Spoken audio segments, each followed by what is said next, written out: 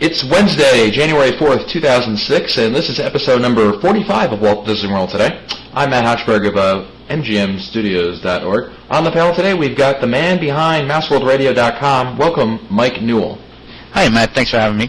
Anytime. And we've also got Len Testa, who is the co-author of the unofficial guide to Walt Disney World, which is online at touringplans.com. Welcome, Len. Hey, how's it going, Matt? Outstanding. And of course, we've got the trip planning guru, who is better known as Mike Scopa of MousePlanet.com. Welcome, Mike. Hey, Matt. See if you can figure out where this came from. We really can bring our dreams to life. It takes a lot of work, but the truth is, if we can dream it, we can do it. If we can dream it, then we can do it. Yes, we can. Yes, we can. If we can dream it. I knew there'd be one in the group. Well, it's Wednesday, which means it's our question show. So if you'd like to send in your questions, feel free to email us at questions@wdwtoday.com. Be sure to include your name and where you're from. Our first question today comes from David Ross, who writes, knowing that Disney likes to hide little details and tributes, are you aware of anything that they have done at Port Orleans Resort that gives tribute to the current struggles that New Orleans is going through with Hurricane Katrina? I thought they were going to say with the New Orleans Saints, but I was when I was there in late October, I didn't see anything, and we did walk extensively through the lobby. So I think this should, unless they've done something since then, which is entirely possible. I think the answer is no. Yeah, don't they also tend to, whether it's a resort or an attraction or anything, they try to these things are for lack of a better phrase, they're frozen in time for the time that they're looking for. Meaning, if something's say the MGM Studios for an example, it's looking, the whole park is set around a 1930s, Hollywood as opposed to a modern day Hollywood, something like that. So perhaps that's why or perhaps they just don't. I don't think they don't care, but I don't think they just didn't think about doing anything. I mean, they might do something like a tree or a plaque or something, but I just don't think that. Maybe they didn't have enough time to do it in October. Maybe they are planning on doing something, but just haven't had time yet. So, I don't think there's anything right now. Okay. Our next question comes from Monorail 49. That's a name that I want to give my children. Who asks, through the years, the level of delight at some of the higher-end restaurants have changed, leaving us disappointed or happily surprised. In some cases, I think it has been due to a change of the head chef. Is there any place online to find out who these chefs are, for example, at Chico or Yachtsman's or any of these other places, so that I can track who, where, when? Great podcast, really enjoy. Anyone know of anywhere to know that? Yeah, actually, Disney will occasionally tell you. I know we list some of the chef names in the unofficial guide, but I think if you call up and ask, they'll tell you who the executive chefs are for, or who the head chefs are for each restaurant. Okay, so call up or buy the book. And if Bob Sellinger was on the show, he'd recommend that you buy the book. Yeah, I'm sure that if they just call, it'd be the same thing. It'd be fine. Okay. Walter asks, what is the best deluxe resort to stay at for adults, and when is the best time to go during value season for weather, crowds, and still have access to all the rides? Best deluxe resort for adults. Well, now we're talking about what's in your wallet. I would have to say that, oh boy, this is really tough. I guess it would be between Beach and Yacht Club and Polynesian. There's convenience that can be argued for both. There's so much that you can do at Beach and Yacht Club. You've got Boardwalk right there. You're right next to Epcot. There's so much you can do there. You're in the center of the resort. If you're on the Polynesian, you can make good use of the Ticket and Transportation Center. You're on the monorail. As far as value, I would say, wow, this is probably something that Len probably can chime in on. I'm guessing, second week in January through the second week in February, and then got to watch out for spring break, maybe first couple weeks in May are probably okay, and then after that, I'd say the last 3 weeks in September, and then after that, maybe the first 2 weeks in November. That's about what I would think. Len? I think it'd be something similar. September after the kids go back to school is usually a good time. Yeah. February, as long as it's not President's Day, probably okay. But the thing is, Disney's now running promos for so much of this stuff that it's difficult to pick an actual, really, really slow time. Stuff isn't slow like it used to be. Yeah. What about, would it be safe to say that, going back to Walter's first part of his question where he asked for a deluxe resort for adults, and by adults, I'm going to play psychologist and say that he's looking for a place that's as devoid of children as possible. So would we say that Contemporary is out because of Chef Mickey's? Since it'll tend to probably. It's Disney World. You're gonna have kids pretty much anywhere, especially on a Magic Kingdom resort. I'm thinking people would stay there because of its proximity to the Magic Kingdom. You might want to try like Beach Club, Yacht Club, Boardwalk, right, which is close to Epcot. Animal Kingdom. That's a shame though, because I really like the Polynesians. Theming better than anything else. Would the Animal Kingdom be good for adults, or is it not particularly good one way or the other? And I still think it's the Epcot resorts are going to be. The Swan or the Dolphin options. I like the Swan a lot. Yeah, it doesn't seem like there's too many kids over there. Yeah, normally I'd say the Poly, but again, it's if you're looking to avoid kids, was that part of the question? Well, we assume he says best deluxe resort to stay at for adults.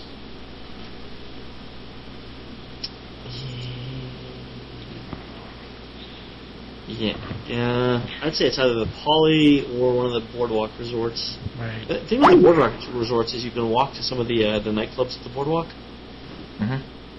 which is a pretty decent feature. Plus, you've got all those dining options available to you there, like in World Showcase and around the Boardwalk. So I think that's a big plus there. Maybe even a little bit more than the Poly, although I still do like the Poly quite a bit. Our next question comes from Natalie, Natalie Akid, I'm sure it's not pronounced correctly. From Australia? From Canberra, Australia. Good guess, Len. Hello, Natalie from Australia. And she asks, I have heard that there are children's clubs at the resorts. Having a look at the website is less than helpful. There doesn't seem to be a whole lot of detail about these programs, theming, and so on of these sites. What are these places like? Will my now 6-year-old, then 7.5-year-old enjoy it? My husband and I would like to visit the Adventurers Club, but I don't want to go if my daughter's not having just as much fun. So what can you tell me? Mike Scopa, I believe you have some sort of an opinion on these types of children's activities? Well, in the first place, Natalie, no offense, but when I'm thinking of Walt Disney World, I'm thinking of activities for children. I'm thinking of stuff in the park, and if you're not thinking of things in the park, then I'm thinking of Disney Quest. I'm thinking of places like maybe Fantasia, the mini golf. I'm thinking of things like that. I'm not thinking of things like the Adventurers Club, where I think of that as not the Adventurers Club. I'm thinking of what's the babysitting Neverland Club. Neverland Club. Yeah, I mean, if you go to Walt Disney World with your children, make good use of what's in the parks. They are very concerned about kids having activities in the parks. That's why they built that Pooh's place in Fantasyland. That's why they have the Boneyard in Matt's favorite theme park, the Animal Kingdom. That's why they have Honey, I Shrunk the Audience Playground, the children, whatever it is, the playground in MGM. I shrunk the kids. Yeah, whatever. The kids are small. The thing is that the kids are small. Yeah, great. they've spent a lot of time and a lot of thought and a lot of money in making places within the theme parks for small children to play in, and there you're going to get the best experience. I would not look outside the parks. Disney Quest, maybe I'd look there, but other than that, I'd say stick with those. Okay. And let's move on to our next question. It's actually another question from Down Under. Paul McGlashan of Gosford, New South Wales, Australia writes, I have a question about booking accommodation on Disney property. How far ahead can you book? On their website, you can put in dates for up to 2 years in advance, but I'm not sure if you can actually book them that far ahead. You know, I booked a reservation once for New Year's Eve 1999, like in 1993. I think if you send them a check and tell them what dates you want, they'll hold your money for anything. Yep. I mean, maybe not 10 years in advance, but I think if you wanted to book 5 years in advance, they would probably make accommodations somehow for that.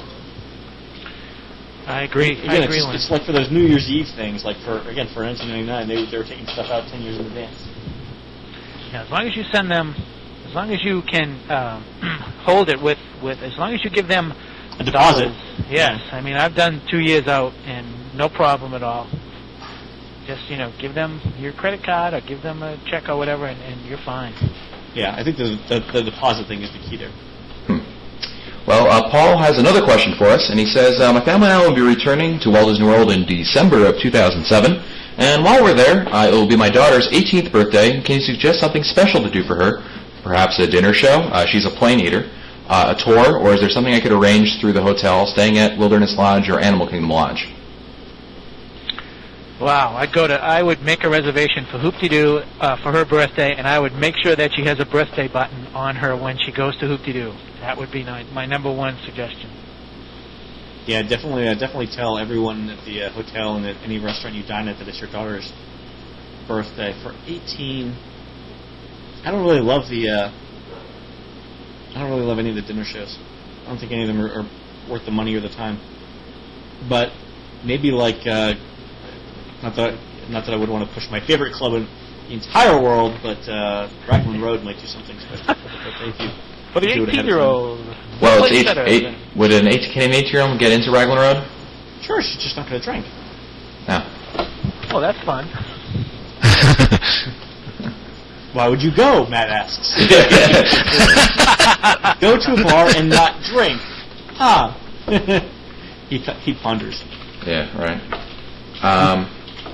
Well, our next question comes from Mouseketeer Tom of Lee's Summit, Missouri, and he writes, why has Disney seemed to have lost its magical touch on new attractions? Think about it. Think of the stories and plots that places like Pirates of the Caribbean and the Haunted Mansion has brought out. It was original and well thought out. Later, they made movies about it. Nowadays, you have movies they make, and if it was any good, they might make an attraction out of it, Lilo and Stitch, Buzz Lightyear, etc. Do you feel the same way I do? Wouldn't you wish they would come out with more cool attractions with many stories in it and not have to have a movie about it before? Have they lost their creative ideas? Well, that we may be a little premature. Let's wait and see what Expedition Everest has to offer, because this may be the first of many that come down the road that bring back the theming, and we may be pleasantly surprised. I think that what is it, Tom?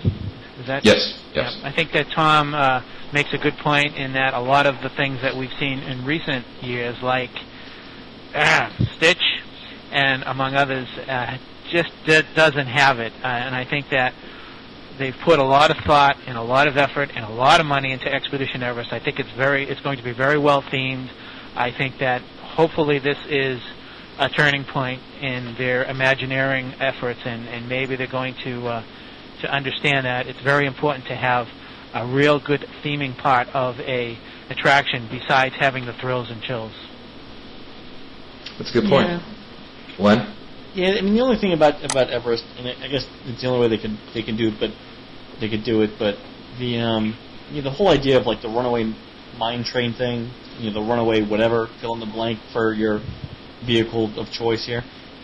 The runaway mine train thing was done in Big Thunder Mountain. The runaway elevator was done in Tower of Terror. Tower of Terror. I mean, at some point, I think they have to come up with ideas other than mode of transportation gone awry for the premise of the ride, or at least for the ride vehicle. Well, Soren certainly backs you up on that one, Len. Yeah, like Hank Glitter gone awry. There's no theming for Soren, really. You think about it. It's just it's not telling a story. It's not telling a story like Splash. Yeah, I mean, it's like a Supervision where you're suspended from the ceiling. Right. So, Yeah. it's still a good ride. Our next question comes from Dan Scott of Winter Park, Florida, and he writes, "Hey guys, I was wondering how lenient Disney is on expiration dates. I have 2 meal vouchers left that expire at the end of, actually, December, and he wants to know, do you think they would still take them in January?" Nope. Nope. Definitely not? I wouldn't The bet Disney on it. employees are trained to follow, the letter of the of their training, down to the letter. I don't think there's going to be any leeway in any of that. I would be shocked if there was, but try it and let us know. It doesn't hurt to ask. Doesn't. All right. Try it, but have your credit card handy and be able to pay. Have your credit card standing by. Yep. Tim Wingfield of Hilliard, Ohio writes, "I thought I heard mention that the Tapestry of Dreams parade might be returning to Epcot in some form. Can you confirm this?" I actually talked to the parade people last year about this, and they said no. But that was in May. I had heard that at one point a Broadway producer was commissioned to design a parade that would be part of the 50th celebration this year, and something happened and it just never got off the ground, and I guess it was because this was going to be his or her first time designing a parade, and she just couldn't make the transition from the stage to a parade kind of venue. This was something that I had heard about a year and a half ago, because they thought it would take about a year, maybe 18 months to design the parade, but it kind of died, and I just don't know if they'll ever have another parade in Epcot, and it's too bad, because I think World Showcase is a great place for a parade. Really, I think Future World might be a little bit better of a place, but I mean, World Showcase. To be fair, the parade in World Showcase was the one parade that really didn't choke down the transportation route around World Showcase. That's not bad, but Yep. But still, I don't know if Future World wasn't a better choice for it. It's an easier route in World Showcase than Future World, that's for sure. Granted, it's an easier route, yeah. Well, our last question today comes from Deb in Tennessee, and she writes an interesting question to us. "According to the 2006 Birnbaum's Guide for Kids, FastPass will be available at no extra charge for deluxe resort guests. It also states that other resort guests may have to pay for FastPass during 2006. Have any of you... Really? It's the Birnbaum Guide, really? That's what she says. I haven't read it. What's your Deb? Deb from Tennessee. Jump in the gun. Give me Deb's email address. I gotta get a copy of the Birnbaum Guide. That's hysterical. Oh yeah. No one's heard any plans though of FastPass becoming a pay thing? Yes. All those things that they filed. Didn't they file patents? Oh yeah. In fact, we actually mentioned this in the guide too. We mentioned in the guide Disney got their latest patent for FastPass. And again, it's all rumor at this point, but or speculation. But their latest patent for FastPass, if you read the details of the patent, essentially it reads like a business plan for how they're going to make money off of resort guests. And essentially, what they're going to do is tie it. They have all these different variations on FastPass, like instant FastPasses or FastPasses you get like the night before for the next day. Through your phone, your cell phone? Yeah, through your phone, through your resort TV, just a bunch of different ways. But the number of variations or the amount of choices you get depend on the resort you stay at. So if you're at a value resort, you might just get plain old FastPass like we know it now with maybe one or two, maybe an instant FastPass once a day or something.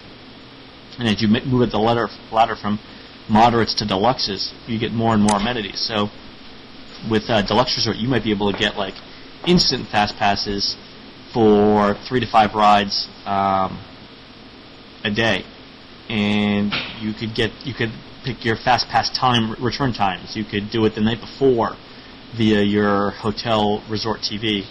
So it's interesting to see what the Birnbaum. In fact, I'm going to order the Birnbaum Guide now just because she said that.